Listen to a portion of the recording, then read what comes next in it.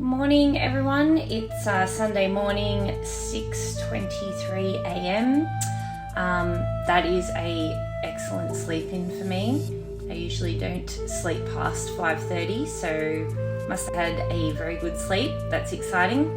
When I wake up on a Sunday, I usually just have a coffee with some MCT creamer and just chill out for half an hour as my weekly downtime. So I'll do that, and I'll also show you my beautiful little view that I have on my balcony at the front of my townhouse.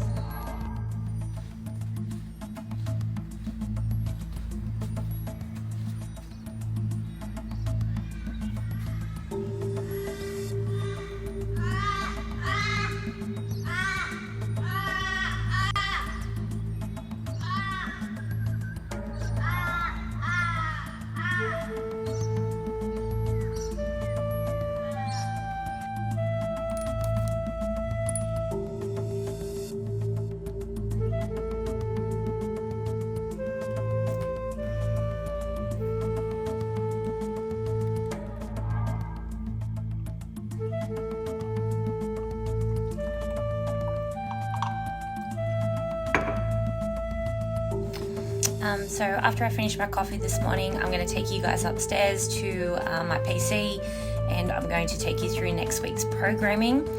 So on a Sunday, I review what's already been pre-programmed from 1 or 2 weeks ago for the following week. Just make sure that it aligns to what we're doing and the progressive overload is correct.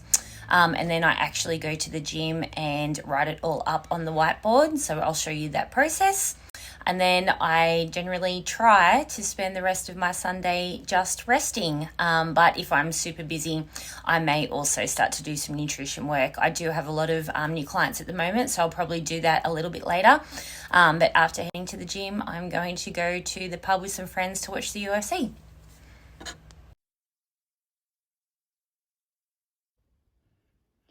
Okay, so here is our gym system, Modify Core. This is our programming calendar.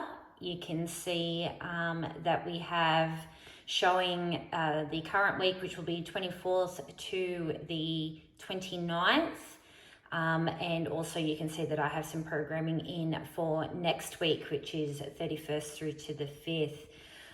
So this week we are up to week 4 of our 12-week block. We cycle through a block of either focus on strength, ollie, or gymnastics.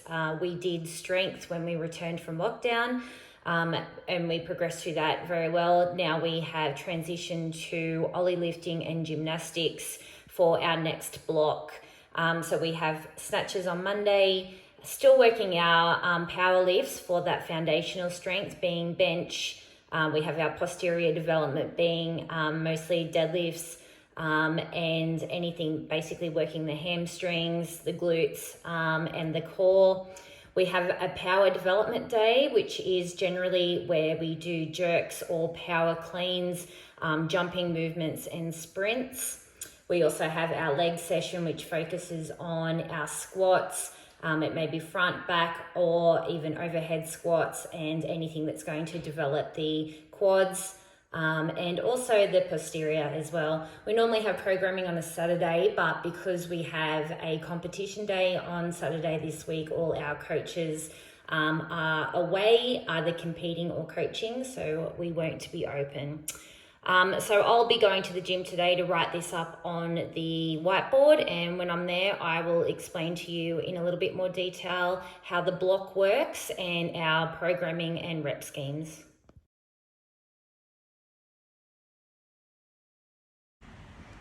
Okay, so I just finished writing up Monday to Wednesday on the whiteboard for the programming for next week. So I'll just take you through that and what's involved in each session.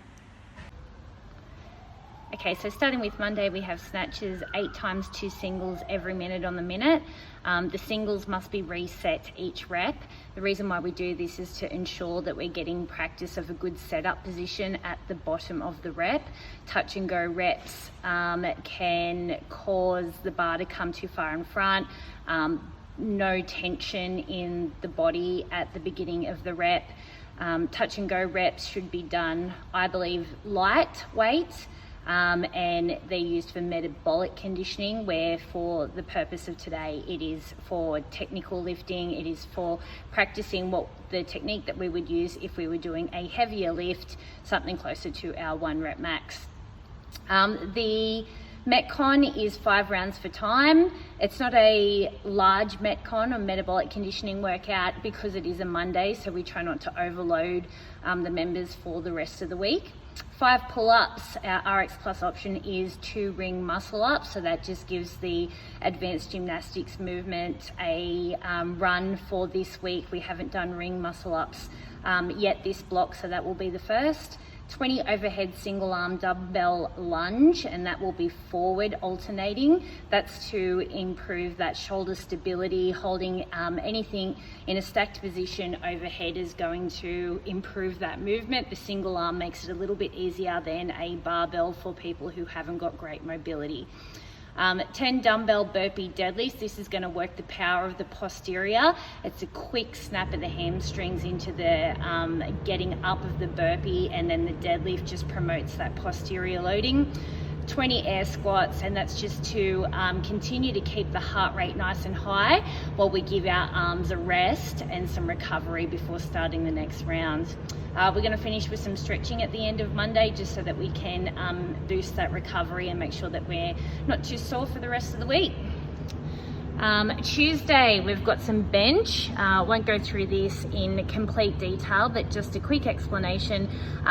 We're incorporating 2 options for some of our pressing days, where people can choose to either stick with a lifting movement, whether that be a barbell or a dumbbell, or incorporate some gymnastic skills. So here everyone will be doing their bench, but then for our back down sets, they can choose between neutral grip dumbbell bench press or handstand push-ups. Then we've got a fun little partner chipper. This will be muscle endurance. So all 100 reps of each movement must be performed before they can be moved on.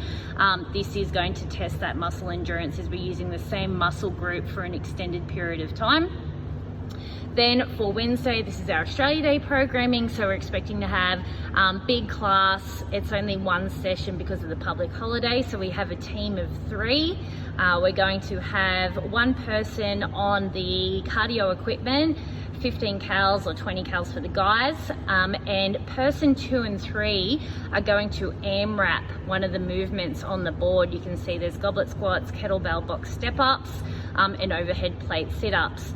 So starting with the goblet squats, person 2 and 3 are going to do as many reps of those goblet squats sharing, so working 1 at a time while person 1 does their cals. When they finish their cals, person 2 is going to jump on the cardio equipment, and then person 1 and 3 are going to AMRAP that movement, and then the same thing is going to go again for the 3rd person on the cals. Then person 1 and 2 will AMRAP the same movement. Once each person's done a set of cals on each movement, then they'll move on to the next movement, which would then be the kettlebell box step up. Each week we also explain what week of the block we're in, what the rep scheme is, what's coming next week, so people can be prepared. A little quote for some inspiration, and if there's any other information we want to communicate, such as upcoming competitions, I also pop it here.